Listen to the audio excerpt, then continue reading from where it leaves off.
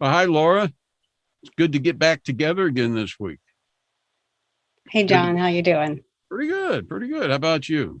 I'm good, thank you. We're about midway through our work week right now and have a lot of consciousness about tonight's topic.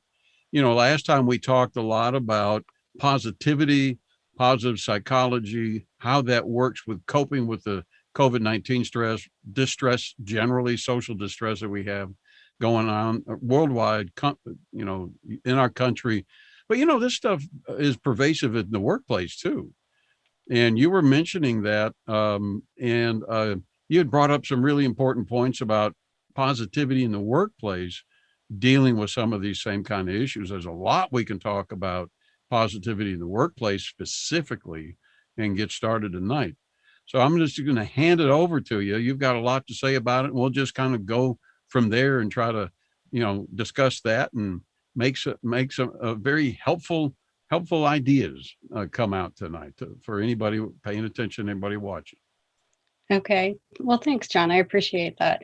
In listening to what we talked about last time, again, yeah, the positivity and how you can make small incremental changes that really can make a difference. And one of the things that occurred to me is the positivity at work and then the importance of having that same positive outlook at work and how that can change and contribute to your well-being. We do spend a lot of time in the workplace. Majority of our waking hours are at work. And what makes it even more complicated now for all of us who are working remotely due to the pandemic, there's not as much of a break between work and home. So it's important to keep that positivity or the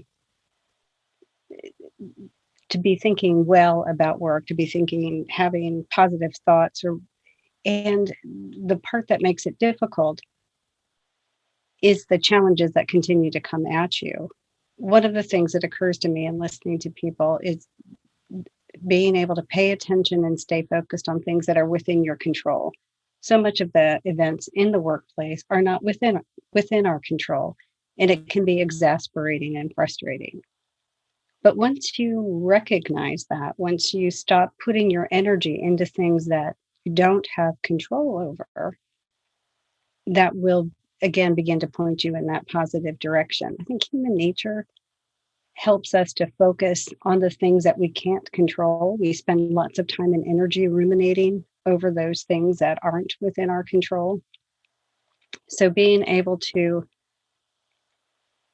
bring those ideas or to identify those things in which you can take action and that small actionable steps. Yeah. Something that you mentioned already, a couple of things that are just so important is one thing. I heard a phrase today that resonated with me because you're talking about how many of us, so many of us are working from home. Is they called it, instead of working from home, they mentioned living at work. Mm. And I thought that really says it. That really states it. Because there's so many places, if we're working at home, there's high percentage of people right now that would rather stay at home and have all that stress of running the household and working than be at work, or even transitioning back into the workplace where you pick back up that culture. That can be very negative and punitive. We can talk about that in a little while, but is to like you're saying, be able to control things or manage what you can control, influence what you have influence over. And I guess you're getting at letting go of things that you can't. What are you thinking about that? Well, in terms of you may not have control over the time that you have to be at work, the just kind of practically the time you start work and the time you leave. So, a portion of your day is not within your control. You may not have control of interruptions, calls that come, emails that come, assignments that come, the work that comes to you. But what you do have control over is what you do about those things. And what you do have control over is your attitude. And when you change your attitude, and by changing your perception, you can also change your attitude. Changing your, and then just sort of a simplistic is, I may not have control over the demands or the projects that come to me, I have the opportunity to bring my best self to these opportunities or to these challenges at work. And so that just changing the way you think about it, thinking about it as a challenge versus a burden, can create more of a positive attitude. Mm-hmm. You may not have control over the people that you work with and the way the demands they make of you, the way they treat you, but you do have control over how you respond. And so, one of the things in terms of being able to come up with that positivity or the of recognizing when it is that you can step in and make a change or think differently about it. You know, you're spurring a lot of thought for me. You used a word that has a lot to do with where you are right now. Earlier on, you used the term ruminate a minute ago. Mm-hmm. There's this aspect of negativity at work or positivity at work that I find very challenging for a lot of people that I talk to, where I literally ask them, and we talk about, how often do you think about this problem you're describing? How often do you think about the things you can't control? How much does it ricochet through the mind?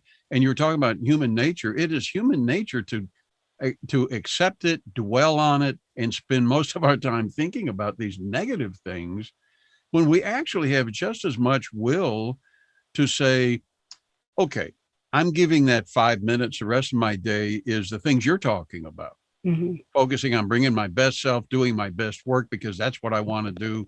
That's who I want to be at work, and creating something that is better than what's being presented or challenged with. And we have the freedom to do that, but so many times it kind of, what we're talking about kind of sounds like a nice bumper sticker or a t-shirt or something. People don't really realize we have that power and we have that ability. Well, and I think that's an excellent point. I mean, it takes the same, you can exert that energy that you're spending on something you can't change and turn it to taking a positive action. And I think one of the things, particularly when there are situations that you're confronted with that you would really, that cause a great deal of pain and suffering, it's kind of natural to spend some time and energy on trying to change it. But there's also tremendous relief in recognizing that, that difficult coworker, that difficult supervisor is not somebody that you're going to change. The other piece that comes up with that, that I find of things that contribute to people's dissatisfaction at work, oftentimes, and I think particularly now when I like this living at work idea that you brought up, the increase of demands are, there's fewer of us doing more work. And I think that is a problem for people, and being able to say no. And finding a way to say no that sets boundaries, sets limits, that's the piece too that you have control over. You may not have control over the demands that come at you from a workplace, but you do have control over what you say yes to. Now, there are going to be consequences if you say no, and you've got to be prepared to live with those consequences. But there's also a way to say no that is respectful and sets limits and boundaries.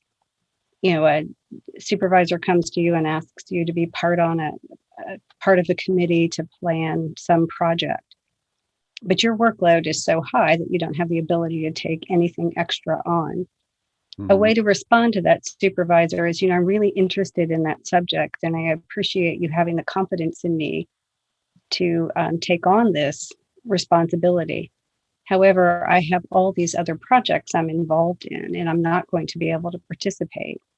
Ask me again in 6 months, and I may have, or when I'm done with this project, I might have room in my schedule to participate. So you'd say that at work. Yeah, So absolutely. so what you're saying in a word that so many people have heard so many different places, but maybe not at work, is boundaries. boundaries. setting good, healthy boundaries, discussing expectations. Um, that's fantastic. That's a great thought. And I wonder if people could sort of try that out. Right. I think the way you laid that out is a great example in a lot of circumstances. Well, and I think, when you put it in that way, you start out sort of with two positives. You acknowledge, that you would like to be involved in that. You acknowledge that you're honored to be considered, but you also are setting that boundary of what you're able to take on. You're being respectful of your own time and energy. Mhm. And, a good manager, a good leader is going to recognize that and respect that. Okay. Most of us are at work voluntarily. We are Mhm. working because we are getting something from it. We find meaning in our work. We're working for a paycheck, but we're not being forced to work. We have options. Now, the options of leaving work may, be less attractive than the options of staying at work. But I think when you recognize you have a choice in this, it's not being forced upon you. Again, that's that changing your perception. I to think of it as you've agreed to this arrangement to work for this employer to do this level of work. And when the demands are within what you have agreed to, it's sort of a mutually beneficial relationship. At any point that changes, when the demands are untenable, um, the compensation is untenable for whatever reason, then you have a choice, you know, to make a change. Yeah, that reminds me of many times I've talked to people in the workplace when we were out consulting in companies and things, and I would ask them, "What does your job description say?" Mhm. And they kind of go, "We hadn't talked. I don't know anymore. That was a long time ago." And it sounds like one of the things you're talking about is reflect back on that job description and say, I'd love to do an adventure like this. Sounds interesting, but right now I can't. My job description is all of this. Because I know some very highly productive people in their organizations where they really understand that the leadership really doesn't know what all they do. And when I say that, I mean I don't mean in a hidden way, but in a outward productive way. How many channels they work in, how much responsibility they have, how much they understand, how many people call on them, all kinds of things like this that they just don't have the understanding for. And it also occurs to me some people in the context we're talking about here may not recognize just what good leadership they have, to where they would respond really well to what you're saying. And I think you're raising a couple of really good points. One of them is to be your own advocate. And part of being your own advocate is letting your leaders know what it is you're doing, what you're involved in. Another way to handle the no question is to, if a leader approaches you with a request that you're not able to fulfill, you can explain to the leader, well, I have these other projects I'm involved in. If you can help me prioritize these or move some of these projects to another department, I can participate in what you're asking.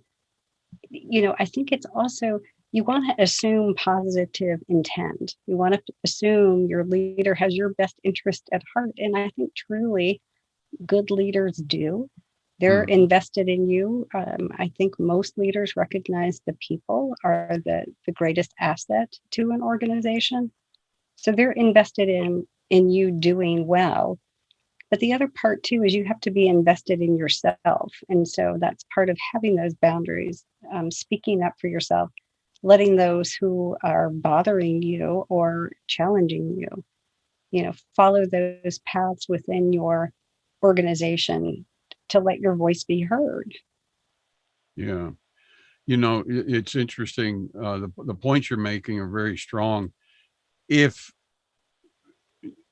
if a person is working in an environment where they begin to discover just what you're saying, in a very positive, helpful way, but it may be a lot of work and challenging to set those boundaries. Maybe they didn't grow up setting boundaries. Maybe they're not taught in the workplace to set boundaries. However, it would be very helpful. There's people that don't have the leadership you're discussing. And that kind of goes back into the high level of stress and distress that we've been reflecting on recently in our podcast, which is leaders that oppress people in a serious kind of way. They don't respond well to boundaries. They don't respond well to feedback. They don't ask for feedback. They just say things like, when something healthy is brought up, they just say, well, just do your job, and they cut it off. And they do this repeatedly. Um, One of the things that seems, and I'd like to speak for a second about those people that are in a lot of distress like that. There are probably more organizations where the leadership is engaged, like you're talking about, but employees don't even understand that. But when they're in a really oppressive kind of environment, they start beating themselves down like the environment does, like the culture does. And they start selling themselves short and second guessing themselves. And we get into a system of thought where it's sort of like a blame idea. They begin to blame the leadership and ruminate over that, spend 80% of their conscious time at work distressed over that, rather than moving into the kind of positivity you're talking about. It's amazing when I see people involved in that, and that never changes, but they do. And Right. they make a shift from blaming them all the time, or learning to blame themselves because the oppressive work culture does, to finding responsibility. Because blame is marginalizing, whether it's self or other people. There's no communicating once blame is set in the culture.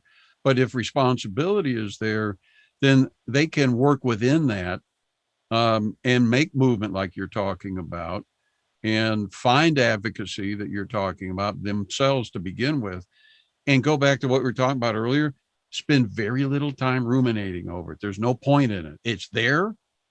There's no, like, let's say, the lovely color in your office there on the walls. If you decided you didn't like that color, would you spend 80% of your workday thinking about that? Or would you just, put that to the side and do your job for a while, and, talk about maybe painting it, another color one of these days, and not ruminate over it? It's that sort of a separation from the negativity, and just saying, now the rest of the day, go back to what you were saying a minute ago. I'm going to do the best I can, present my best self, and prove myself here. And not only do nothing wrong, I'm going to do a lot of right. And boy, Well, that feels so good inside. Really empowers us. I think you're raising some good points. It's again taking charge of what you can take charge of, and your contribution, recognizing that, the things that are happening in the workplace aren't about you. They may have a negative impact on you, but it's not personal. And that's, I think, one of the things people often run into trouble with when they're interacting with a difficult boss or difficult coworkers, difficult subordinates. They take it personally. And generally, when that kind of issue is coming up, it has more to do with something from the past than something that's happening in the present. And that perhaps is a conversation for another time. However, it's, again, focusing on those actionable items. You can bring your best self to work. You can do some extra learning if there would be some benefit for you to have an extra information, extra knowledge to do your job more effectively. You can network with other people in the organization. You can look for other opportunities. What are the things that are actionable that you have control over? And really begin to minimize the negative people or the negative influences that are affecting you throughout the day. Yeah. And I think you raise a point, um, you know, changing the color of the walls is something that is an actionable item. Changing the structure of the room possibly is actionable, but might take greater effort. I think, again, you have to make a determination where you want to focus your energy, where you want to focus and what's causing you the most pain. Hmm. Um, you know, so being able to, pain is a great motivator. I think change often comes as a result of pain. And so you have to decide what it is that's hurting that needs to change. And sometimes, and in some situations, leaving the organization is the right choice. Hmm. But oftentimes making focusing on what you can do to improve the situation, to change your perception, to improve your attitude, are the things that are going to make it different and better at work. You mentioned a really powerful word, pain. Somebody recently, I was thinking about some of the things we've discussed recently. Someone told me recently that I asked, well, what triggers this negative thinking, this negative perspective of yours at work? And she said, pain, one word. And we began talking about how that sort of has that ripple effect, that negativity get sunk back into that again. One of the things that it looks to me like a real good, and we'll use the term intervention here, is you've talked about aligning with positive people. How can that benefit somebody? And what do you mean by align and connecting? You mentioned networking a second ago, but having positive people around you in a challenging, let's just use challenging. It may not necessarily be negative in culture, but it could be. But what do you think of when you say aligning? Well, you want to keep company with people who you either aspire to be, perhaps people higher in the organization than you, or even that are peers or coworkers or subordinates, even to acquaint yourself or spend time with people who embody characteristics that you value and that you would like to have yourself. I think it's also when you are spending time and energy and focus on being with positive people, I think that creates, again, back to that idea of positivity. And to minimize the time, and you also want to align yourself with people who can be your champion, people who recognize your worth and your value and can reflect back to you the great work that you're doing. And, there are those people, and find them in your organization. It brings up an idea that I learned from somebody talking about their difficult work environment. And they really are in a massively large organization and they can't impact the top level, not from where they sit. So what they did was they started grouping, and this was beginning of COVID-19. So they started grouping through Zoom and platforms like that. And they started sort of commiserating with the negativity. And then after a while, they did more like what you're talking about. They decided, what we're going to do? We're going to get together to support each other. We're going to turn this into support and we're going to bring positive to each other and encourage each other, just like you're talking about. And that's something that anybody can organize. Anybody can set up in the workplace and say, despite what's going on here, we're going to join each other and encourage each other. And that becomes vital. That's a vital connection, even when we are working from home.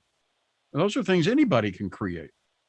Right. You can create that positive support, virtually, remotely. You don't have to physically be in the same space to have that positive support. Yeah. In that, having that positive environment, having that positive engagement with others, begins to be self-motivating, and it also can, change the way you feel about the work, and it can change the culture of the workplace as well. Yeah. You when you mention positive, it reminds you of what we talked last time about being happy with yourself Hmm. and bringing your own happiness in. I liked what Stephen Covey said one time. He said, you create your own weather in your own head, basically. You make it rain or shine right in here. And that's really where it comes from. Right, you can generate it, you really can. Mhm. Yeah. Wow. Great ideas. Fantastic. Yeah, some good Um, stuff to think about. yeah, it is. It is. But it's that's inspiring, that kind of thought. And the fact that it's so realistic and attainable. That's what I want to emphasize so much is this is great for somebody who's in a difficult situation or just wanting to have impact on a good situation and set these boundaries. To use the term out tossed out when you're talking about such affirming, I can't now, but I can do it later. I'd love to be a part of that approach to I can't work that much. I've got so much on my plate right now. Can you and to have that respect and to have that done and always to give that kind of respect no matter how anybody treats you and have that high expectation for the other just might change them a bit, you know. Yeah, Uh, those are great. yeah. It reminds you, I'd like to tell people it's just a basic boundary rule of thumb. What's healthiest for you becomes healthiest for the other person. So if you stay focused on your own health, happiness, positivity, energy that's productive and healthy, other people will have to come to you in that room, so to speak. Exactly. And we teach other people how to treat us by the way we treat ourselves. Yeah. Yeah. And that is having healthy boundaries. Maybe next time we could get together and talk about some specific, um, I don't know, to you, things that people can do, skills, develop, build the confidence that we're talking about. Because sometimes it's hard to grasp or think, well, how do I do that? And Right. maybe That that'd be the helpful to, action items. Sure. yeah, yeah, exactly. Yeah. And how to turn this into what they can do, you Yeah. know, and make sure that it's really, walkable in their everyday stuff. All right. Great ideas. Yeah. Fantastic. Good Good discussion, discussion. John. Yeah. Good work. Appreciate you bringing that. And I think you certainly can't go wrong continuing a path of positivity. Um, it's not like we have too much of that going on. Can always use So, positivity. yeah. Yeah. All right. Anything you want to say to wrap up? Again, I think just finding the way to bring that positivity to work will change how you feel and will add to your well being. Yeah. Tagging on that, take 1 minute, 60 seconds to dwell on that negative wall you're dealing with, that thing going on. And then the rest of your day is focusing on bringing positivity, just like you said. That frees Hmm. people up. And that's so easy to do if you just focus on it and let it happen. Hmm. All right. Well, great work, Laura. All Enjoyed right, that. John. All right. Have a good evening.